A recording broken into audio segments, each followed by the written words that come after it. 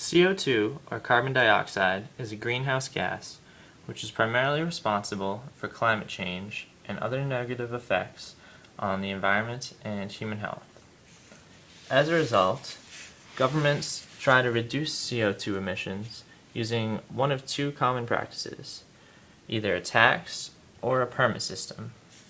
And these are similar, just executed somewhat differently, in that a tax sets the price of pollution and lets the quantity adjust, and then the permit system sets the quantity of pollution and lets the price adjust. And that happens either through the trading of permits or when they are auctioned off.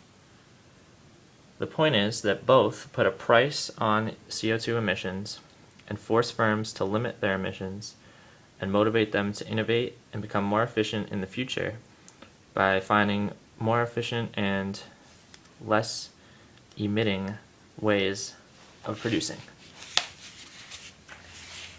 The effect of the tax on firms is that it increases their costs of producing. Therefore, the supply curve shifts to the left. And this means that the price increases for consumers as the supply curve shifts to the left.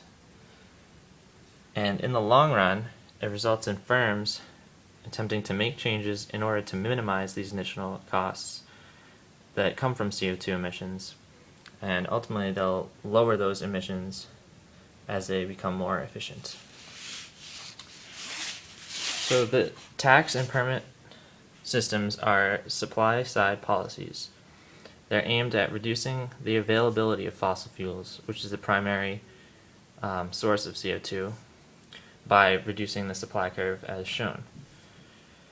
They result in an immediate reduction of CO2, but also provide long-run incentives for technological change, which allows firms to reduce those costs as they become more efficient.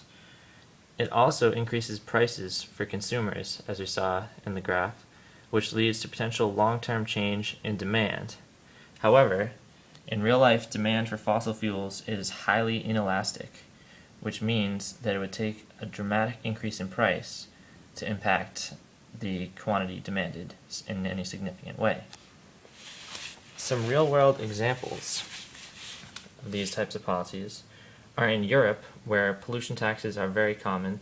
They have a lot of countries in Europe have what's called a carbon tax, which is this whole idea of putting a price on carbon.